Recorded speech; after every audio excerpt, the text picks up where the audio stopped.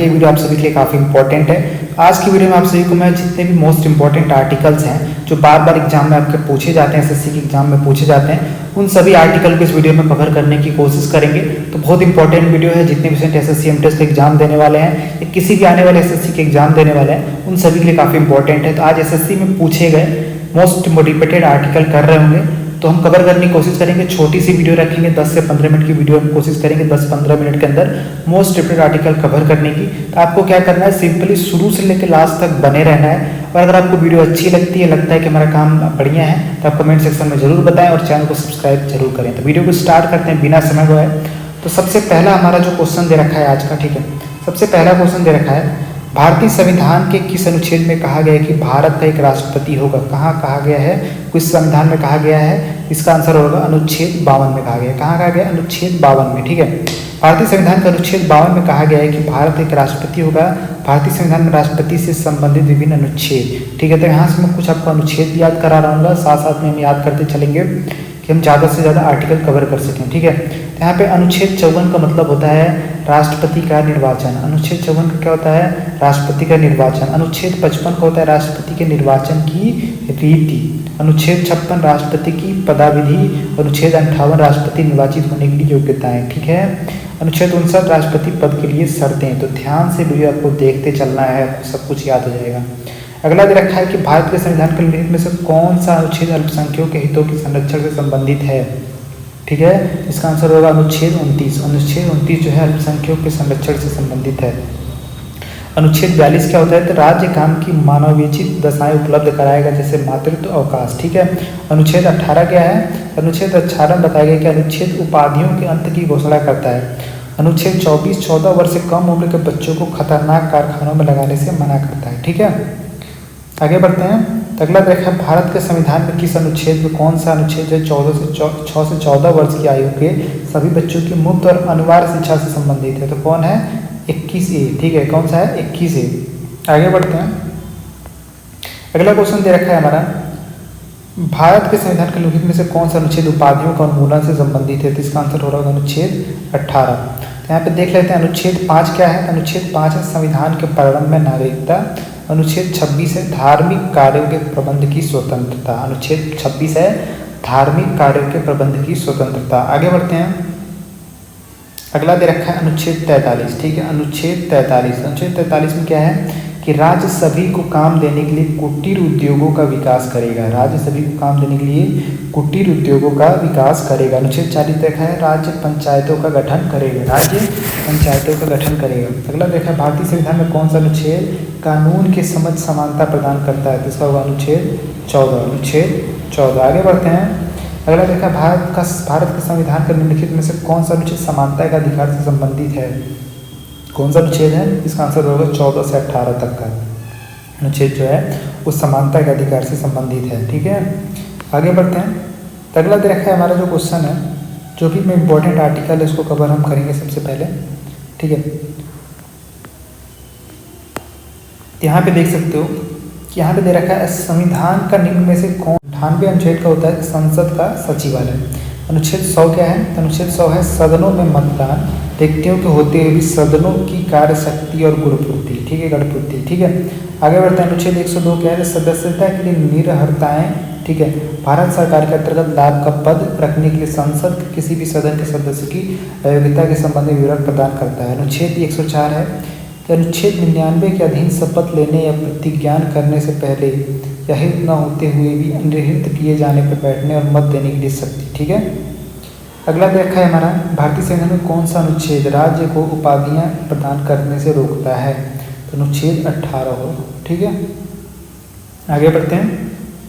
और यहाँ पे कुछ अनुच्छेद आपको मैं याद करा देता हूँ। तो सबसे पहले यहाँ पे दे रखा है, इस क्वेश्चन को देख लेते हैं। सबसे पहले देखा है संविधान का निम्न में से कौन सा अनुच्छेद राज्य की लोक सेवाओं में न्यायपालिका को कार्यपालिका से पृथक रखने के लिए कदम उठाते हुए राज्य को निर्देशित करता है? इसका आंसर होगा अनुच्छेद 50। अनुच्छेद 50, ठीक है। यहाँ पे देख सकते हो। तो अनुच्छेद 47 क्या कहता है? तो अनुच्छेद 47 कहता है पोषाहार स्तर और जीवन स्तर को ऊंचा करने तथा लोक स्वास्थ्य का सुधार करने का राज्य का कर्तव्य, ठीक है।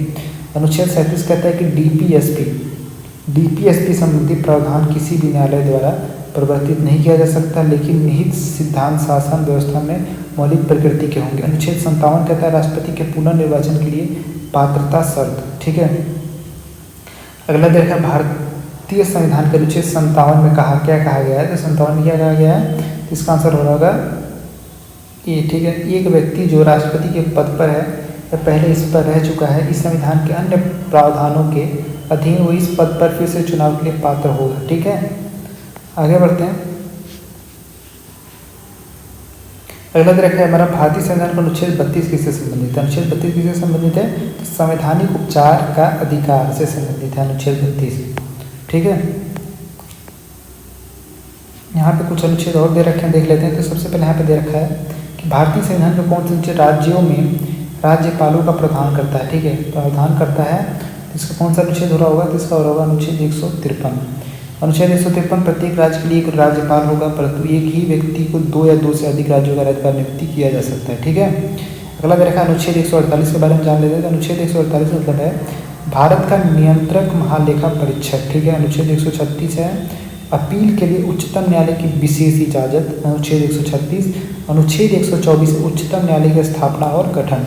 124 में क्या बताया गया, उच्चतम न्यायालय की स्थापना और गठन। ठीक है, आगे बढ़ते हैं। तो अगला दे रखा है हमारा भारतीय संविधान का कौन सा अनुच्छेद लोगों के कल्याण को बढ़ावा देने के लिए राज्य को एक सामाजिक व्यवस्था बनाने का निर्देश देता है। तो कौन सा इसका आंसर होगा, इसका आंसर होगा अनुच्छेद 38। अनुच्छेद 38। अनुच्छेद 42 क्या बताया गया है, कि अनुच्छेद 42 में बताया गया काम की न्याय संगत और मनावेचित दशाओं का प्रसूति सहायता का संबंध अनुच्छेद 42 में बताया गया है। ठीक है, आगे बढ़ते हैं। अगला देखा अनुच्छेद 44। अनुच्छेद 44 के बारे में भी जान लेते हैं। तो अनुच्छेद 44 का नागरिकों के लिए एक समान सिविल संहिता, नागरिकों के लिए एक समान सिविल संहिता। अनुच्छेद 45 में बताया गया 6 वर्ष से कम आयु के बालकों के लिए प्रारंभिक बाल्यावस्था देखरेख और शिक्षा का उपबंध। ठीक है, आगे बढ़ते हैं।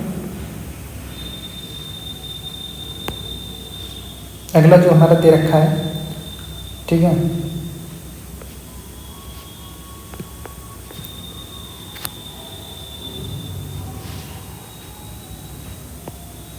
अगला देखा है भारतीय संविधान का अनुच्छेद 356 किसके बारे में है। ठीक है, तो अनुच्छेद 356 किसके बारे में है, तो इसका आंसर होगा राज्य में राष्ट्रपति शासन लागू करना।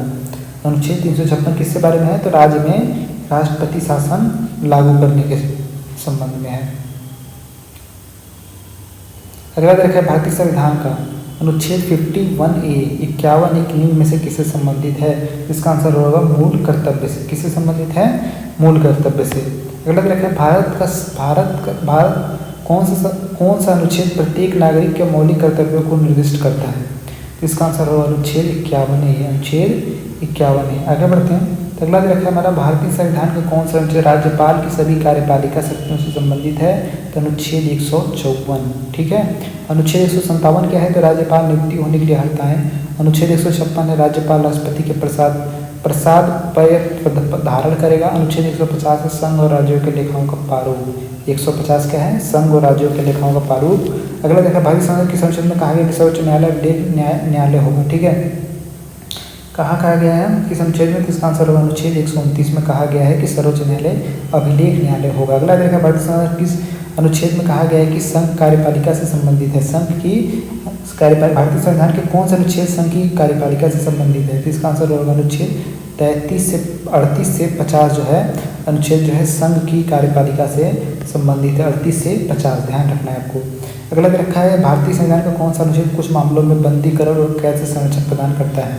तो कौन सा है, इसका आंसर हो रहा होगा हमारा क्या, इसका आंसर हो रहा होगा अनुच्छेद 22 कुछ मामलों में बंदीकरण और कैद से संरक्षण प्रदान करता है। अनुच्छेद 32 किससे संबंधित है, अनुच्छेद 32 से संवैधानिक उपचारों का अधिकार। अनुच्छेद 32 है संवैधानिक उपचारों का अधिकार। आगे बढ़ते हैं।